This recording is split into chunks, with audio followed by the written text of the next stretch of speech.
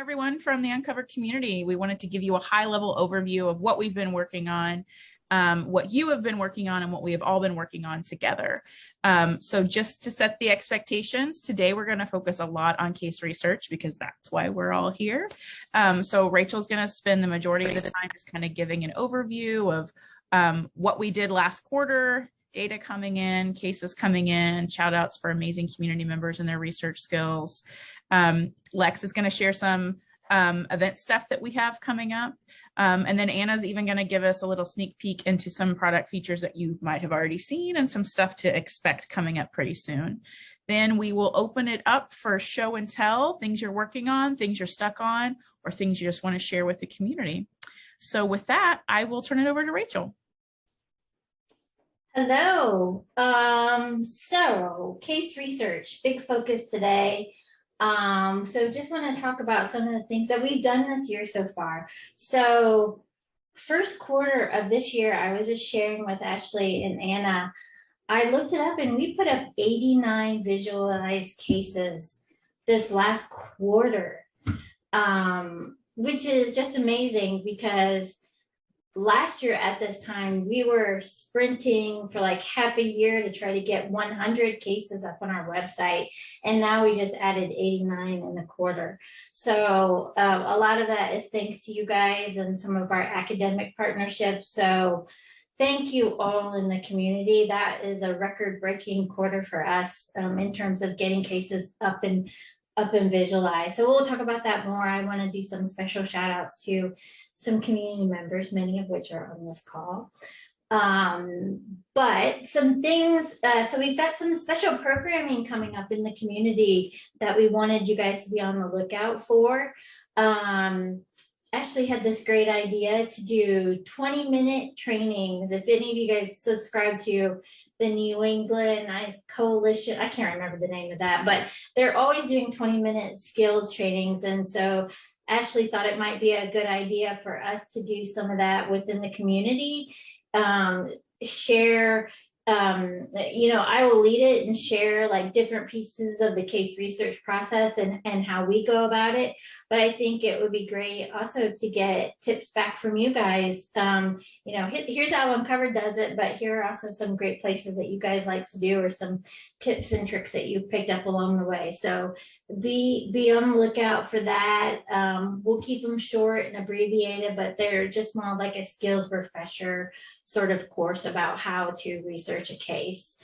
And then, so the case research. I also wanted to talk about Project PDF, which I know we have 3 people here that's in that group. That has been a great experience. Thank you all for participating in that. I know that we were kind of inventing the process as we got along, we went along there, but just the initiative that you guys have taken is great. For those who aren't participating in that, at the end of last year, Anna and Ashley and I went up to a county in Northwest Ohio, and they gave us access to 2 of their case files that were paper. And we spent a good, I think it was a solid 8 hours, wasn't it? Scanning in all of these documents so that they could have a digital record of those case files. And the PDF team is organizing those case files, indexing them, making them searchable. So it's really going to be a great thing for this law enforcement agency who in the past has lost some evidence. Now we're giving them a way to, have a digital record of that. We'll also have that digital record, so nothing can get lost here in the future.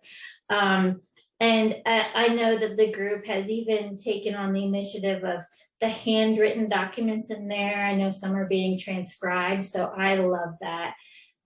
So that would be Jenny, Mary, Carrie, and James. So thank you guys for working on that. I know that is a huge undertaking, but law enforcement and everybody is so appreciative of your efforts.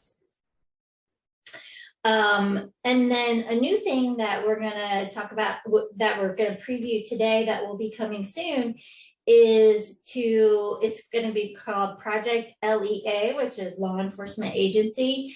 I have generated a list. I think there's between 10 and 20,000, let's say, I want to say 18,000 or something like that, law enforcement agencies across the United States. And thanks to Wikipedia, I put all the names into an Airtable, and we're going to ask for the community's help to populate the contact information for all of those agencies across the United States. We're going to start with the shorter list, like state agencies. And the things that we're going to have the community look for are basic contact information like phone numbers, emails, that sort of thing, but then also look at whether they have tip line information and whether or not they have a cold case division, and if they have cold cases listed on their website. An extension of this, once we complete this project, would be, now that you've told us what all law enforcement agencies have cold cases listed on their website, perhaps then we circle back around and ask you guys to pull those down for us.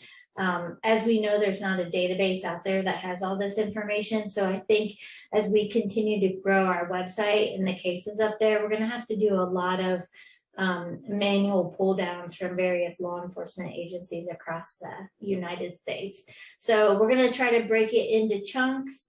Once we get into county and municipal organizations, that's where a lot of them are. So we may separate that out by state or by region. So perhaps you can look and see what's around yourself in your area and help us get those. And then in turn, we'll make that information available so that you guys will be able to access everything that you're working on as well. So that's that one. But we also want to give some special shout outs to our community members. As you guys saw, there was a lot of excitement at the end of the last week with the Nancy Eagleson case. So we wanted to, she's not here, but we wanted to give a special shout out to Jolynn and her case advocacy work. Yes, she's wonderful. So she's done a lot to really help Meryl, which is one of Nancy's sisters, get the GoFundMe page set up, doing letter writing campaigns to various media outlets, which is how this TV station, of course they knew about it, but it was that reminder from Jolynn and that push to get them to cover that. And hopefully they said they're trying to get other news outlets to pick up that story. So hopefully it'll go, more regional rather than just that single one. So that's that. And then Carrie, who's on here, and Mary and Dylan and Dana are also working on the Brittany Woods case. We're really excited for that one. We're hoping to get that up before CrimeCon. I know that y'all are trying to work for a flyer for Sarah Turney to see if she'll put Brittany Wood up. So we're going to be working with you guys to really push through that case and get it up. Dana, leading our Benton County DOE team, had some very exciting updates on that, where we learned that they did DNA testing on a possible victim. It turned out it wasn't her, but at least we know it's not her, and it's, it's good to know who it does match and who it doesn't. So that's really exciting, because I feel like under Dana's leadership, we're really giving law enforcement new leads to investigate and really pumping in some of that excitement. And I am just amazed that Matt shares us these updates as soon as he finds them out. So thank you, Dana. Kathleen is the case researcher extraordinaire. She is pumping out the cases. I don't know how many, it's like 4 or 5 now, isn't it, Kathleen? But I think it's 5, and I'm getting ready to turn in another one, but it's not there yet. I need a little more time. Thank you. Oh, you're welcome. I know that I have mentioned you repeatedly to the Uncovered team, and how wonderful you are. So wanted to Thank you. express our appreciation. And Kathleen writes the most wonderful narratives. I feel like it really is a pretty good glimpse in the life. I'm thinking about, I can't remember his name off the top of my head, but the guy who loved NASCAR. Donald Messier. Yeah, Yeah. I feel like we got to know him a little bit through your narrative. So that's really I'm so happy that just goes right here. We really appreciate everything you're doing. Thank you. Jana Peterson also has been researching cases for us, so we want to mention her. And then I want to mention Angelina. She has been with us from the beginning. She was one of the original Purdue Forensic Science Club members, and she just routinely is turning in case files to us, and she's been here from the beginning, and I just love it. So I wanted to give a shout out to her. And then I think, how many group cases did we do this quarter, Lexi? Two. No, just one. It was Austin Yogurt Shop and Burger Chef, so just two. So give a special shout out to those community members, which I know are in here. But it's just amazing. I want to thank Lexi for leading these. Because I know it takes a lot of organization, which that is not a skill I possess sometimes. So I'm glad that Lexi is helping with that. I think those are all. Do you guys have any other big shout outs for community members? At least from my perspective, those were the names that popped up into my head. Yeah, I want to thank everyone for being here and all your hard work. It's so great to see people come in every week and introduce themselves in the introduction section, and then sharing updates in water cooler. So not only for the case research that you all are doing, but just keeping the momentum and the engagement going is just tremendous. When we set out to create this space, we had a theory that people would want to engage this way. So to see that you all have the same shared vision and mission is just really exciting. So kudos to all of you as well. With that, I'll turn it over to Lexi so she can give you an update of some programming opportunities. Yes. All right. So for the summer, the media club will continue on. So we decided to do a book club. So this go around, we're going to do Paul Holz's new book, Unmasked: Crime Scenes, Cold Cases, My Hunt for the Golden State Killer. So the book is not released yet. It will be released on the 26th, so like next week or so. So we will give you some more details on that. Figure we will probably do a meeting sometime in June. But I will post more details in the community shortly. We will be at CrimeCon, which is really fun. So I know some of you guys here will be in attendance as well, which is awesome. We'll be at booth E24, so make sure you guys stop by and say hello. We'll have some fun stuff to give out. We will be doing a sneak peek with Cults, Crimes, and Cabernet on the 21st, and then we will also be doing a meetup at CrimeCon with them as well on the 29th. So that's really fun. And then shout out to Kate, who I don't believe is in this right now, but she's going to be moderating the space for us in the community. So any CrimeCon content, whether you guys are doing, you're in person or you're doing it digitally, like that's the go-to spot for all of that stuff. So I think I'm going to kick it to Anna for product update. Yeah, I won't be at CrimeCon, so you guys can let's just FaceTime because I'm going to be really lonely just with all the really awesome stuff happening. So if you're not at CrimeCon too, let's just FaceTime. Yeah, so I want to share some stuff we are working on, some features that are coming, things to keep your eyes out for. So the first thing is, so a lot of our research groups are using Slack right now as a way to communicate. And we have heard you that it's really hard for you guys to be doing these collaborative research projects and not be able to talk to each other. So one thing that is in the works and is coming, so Circle, the tool that we use to run this community, they are about to release chat within the spaces themselves. So we're really hoping that this is going to be a way for us to be able to create these chat spaces so it'll make it easier to collaborate, easier to work with each other. So we believe that should be like in the next 1 to 4 months. They have like a certain type of rollout. So we are doing everything we can to get in that beta to get this chat rolled out. So I will keep you all updated as soon as I learn anything about that. But I know you all are so open to kind of new and experimental things that we try that I can't wait to kind of get it in front of you and be able to use it. Because it'll just make all of our lives easier to be able to chat back and forth quickly. So I'm really looking forward to that. I want to talk a little bit about the stuff we're actually working on and building right now. So of course, we did a lot of updates to the site in Q1. We added search. We did a lot of cleanup, so it's a little bit easier to navigate now. So we're really excited about that. A couple things that we're working on right now. So one, we're working on adding a media gallery for every case. So as we know, there are lots of photos that go along with a case, not just photos of the victim, but of the scene, of important vehicles, of important objects. So we are working on adding that now. So going forward, hopefully in the next 2 weeks, we'll have those up and on our cases and we can start adding in those images. So we are really, really excited about that. We're also working on easier sharing. So right now, we know a lot of people share our cases. We ask you to share cases. That's not super intuitive to do right now.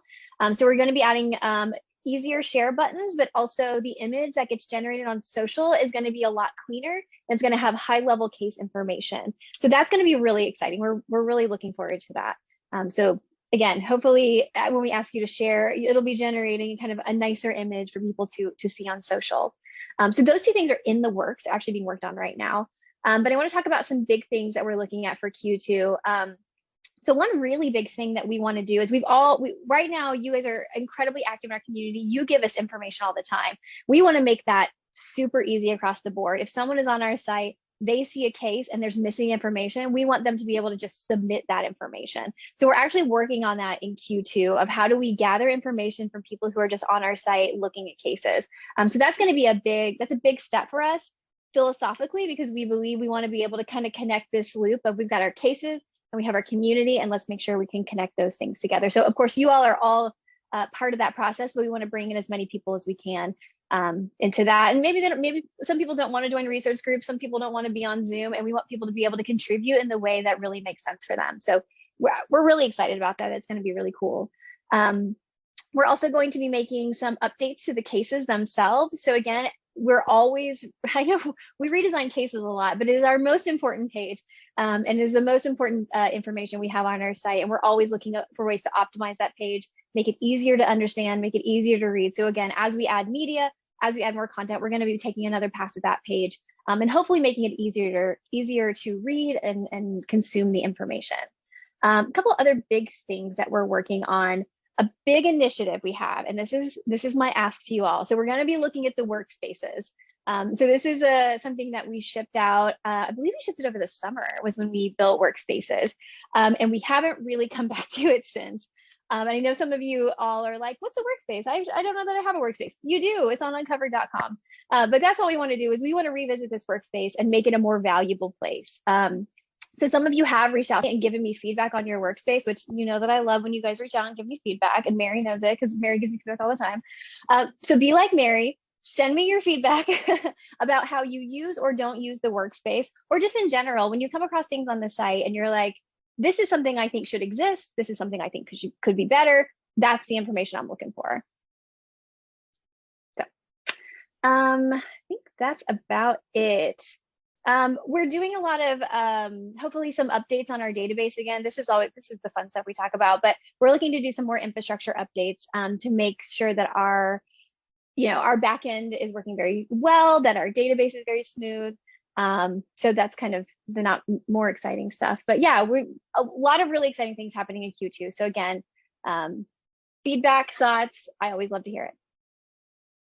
Awesome. Thank you, Anna, so much. And thank all of you for your participation in, again, the research component, the feedback component, what we're building together, we're building it for us and by us. So it's great that people participate in this process. With that, I have one more update before I turn it over to anyone who wants to do a show and tell, which we're really excited about.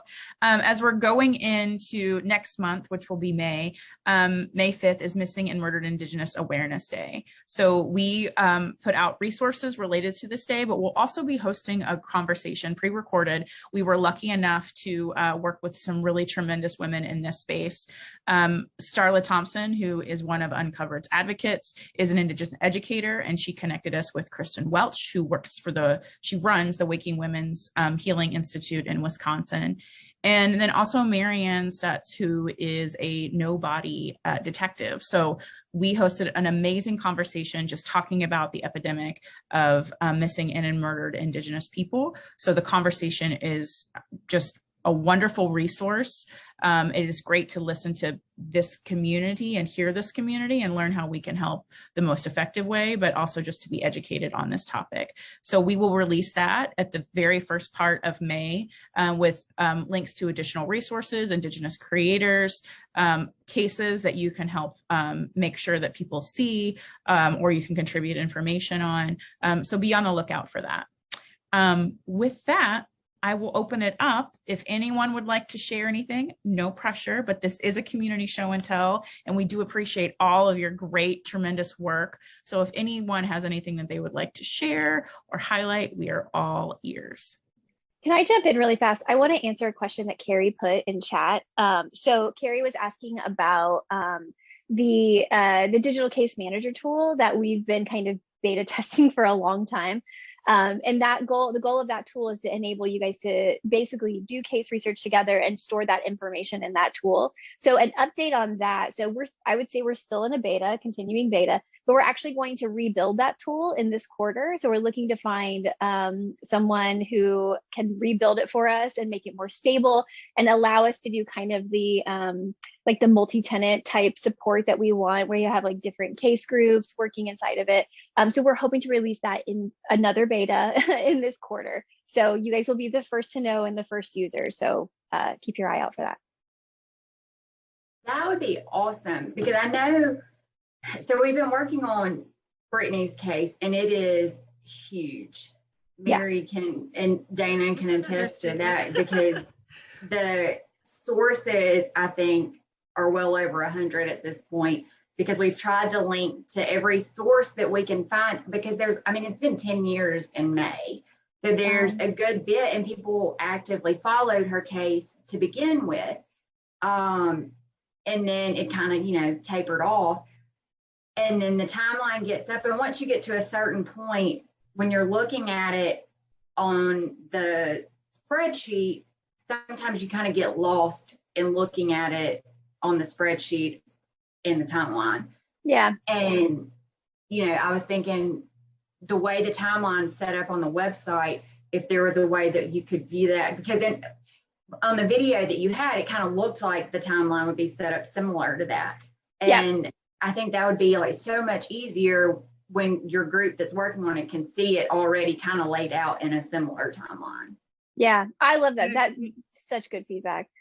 Yeah, I agree. It's really been, I think that's been one of my biggest challenges when we've been working on cases, is trying to follow it in the spreadsheet, because it really is just, it feels huge, because there's so many pages and links and rows and columns, and it'd be great to have that. I know that you're working hard on it, and I love it. No, this is great feedback. I mean, that is the challenge we've always faced. The spreadsheet is great because it's infinitely customizable, so that let us like grow. But you're right, it gets unwieldy, and it doesn't really like reflect. It's not very consumable. Even for doing research, you need to be consumable. So no, I really appreciate that feedback, and any other feedback you guys have about that. But yeah, we're really hoping to get that up, because we think, that's the goal, is that we can work together and build that. And now that we have been doing so many of these research groups, we are seeing like the best way to kind of visualize the information, so everybody in the group can kind of contribute where they want, and then we can pull that information out. It's also important for us to be able to pull it out and get it on the site. And right now the spreadsheet's great for that, and it's a lot of copy and pasting. But we're always learning and growing. So yeah, that's great. Yeah, 100%. Well, we got some updates on Brittany and Danielle's case. Not anything great in Danielle's case. Mobile Police Department finally responded to the request for records, but they denied the request for records and said we needed a subpoena to get those records.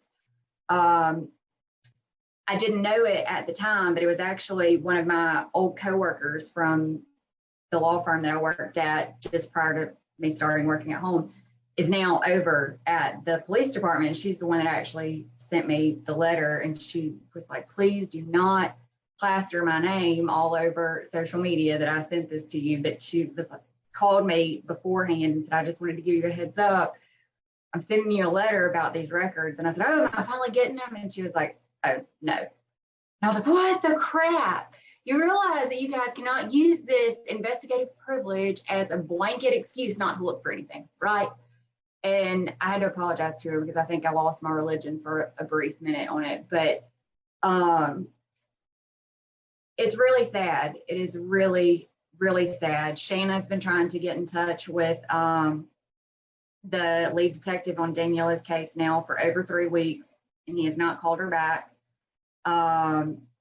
We have no really clue what's going on. We have an interview from after they found her from the former police chief saying that her case would always be somewhat open due to the undetermined cause of her death. And if someone could bring forth credible information, they would investigate it. But that's that.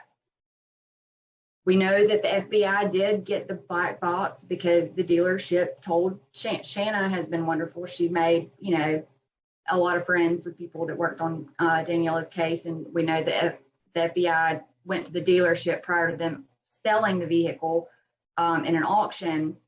And he told her that they had to sign a release for the FBI to get the black box data to process it.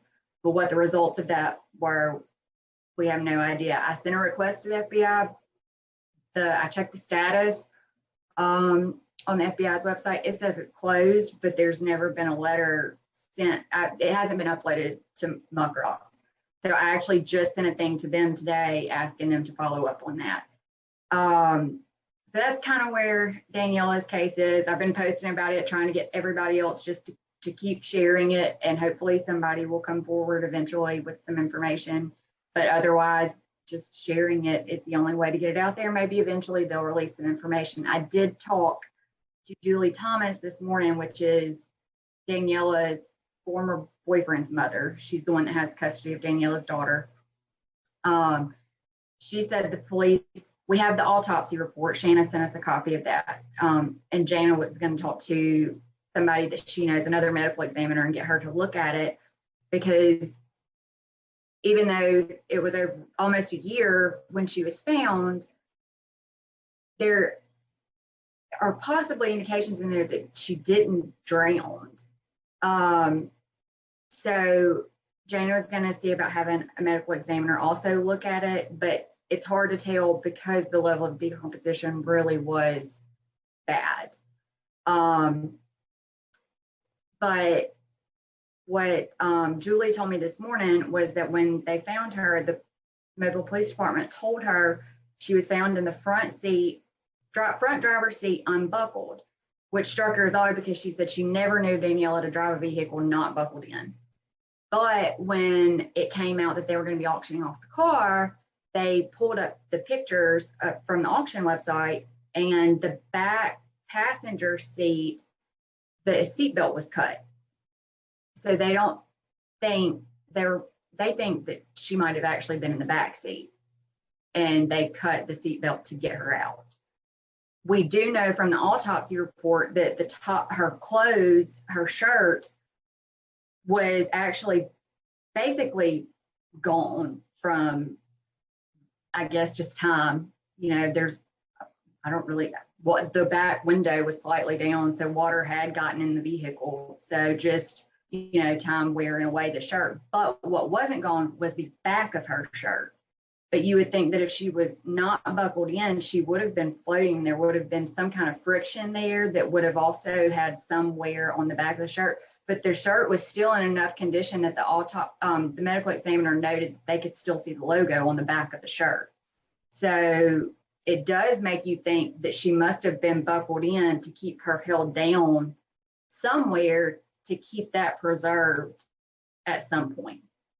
So just still kind of going around with that and trying to think of other ways that we could possibly get information on her case, and just trying to keep the word out there.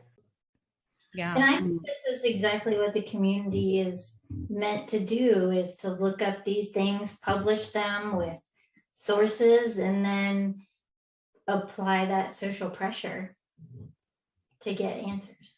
Yeah, y'all have been doing an amazing job. I mean, we're in all of you all the time. We're always talking in our own Slack about the work that you guys are doing, and we just appreciate it so much. And it's just a great representation of how collective impact works. I know you all play your own special roles and your expertise, and then great team leadership with Carrie. I mean, I don't know anyone who's not on here who doesn't come in contact with you, Carrie, and is like just blown away by the work that you do and the passion that you have. So we appreciate I couldn't do it without those guys, because I would probably lose my mind. Like, I try to sit down sometimes, I'm like, oh, I need to sit down and actually refocus, because I don't know what I'm supposed to be doing right now.